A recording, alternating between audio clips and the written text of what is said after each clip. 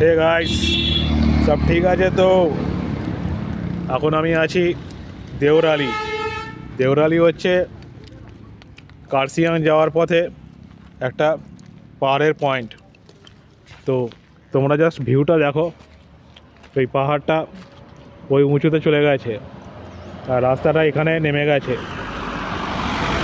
এই ডান দিকে এই রাস্তাটা গেছে শিলিগুড়ির দিকে, আর এই রাস্তাটা দেওরালি থেকে কার্শিয়াং হয়ে চলে যাবে দার্জিলিংয়ের দিকে। এখন ওয়েদার খুব পরিষ্কার আছে, রোদ ঝলমলে আবহাওয়া আছে।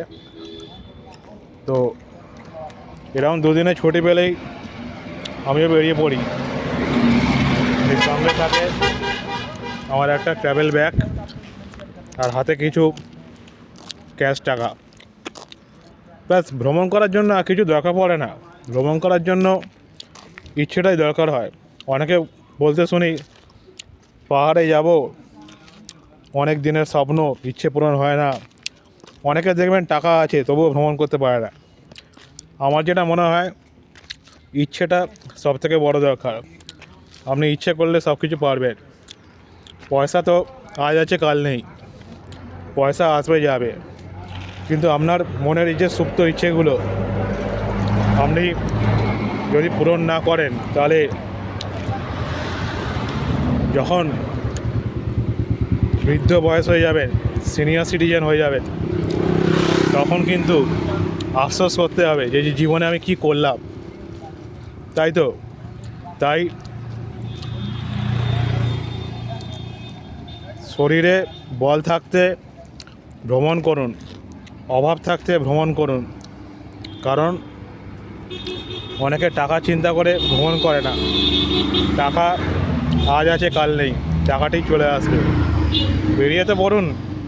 তারপর আপনার যখন বয়স হবে, স্মৃতির পাতাগুলো উল্টে দেখবেন যে হ্যাঁ, আমি তো কিছু একটা করেছি। তখন মনে হবে হ্যাঁ, আমি জীবনে সাকসেসফুল। জীবনে সাকসেসফুল হতে গেলে শুধু কম্পিটিশানটাই বড় কথা নয়। এখন মানুষ তো সবার সঙ্গে কম্পিটিশান করছে, এর সাথে তার সাথে, চারিদিকে শুধু ইঁদুর দৌড়।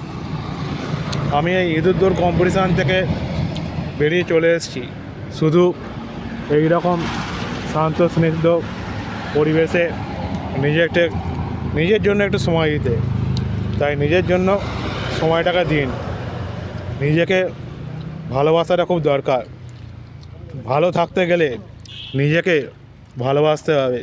নিজেকে যদি ভালো না বাসেন, তাহলে আপনি অন্যকে কাউকে ভালোবাসবেন কী করে? আপনি অন্যকে ভালোবাসতে পারবেন না। আগে নিজেকে ভালো রাখুন, নিজেকে ভালো রাখার চেষ্টা করুন, তাহলেই আপনি দেখবেন আপনার জীবন সুন্দর।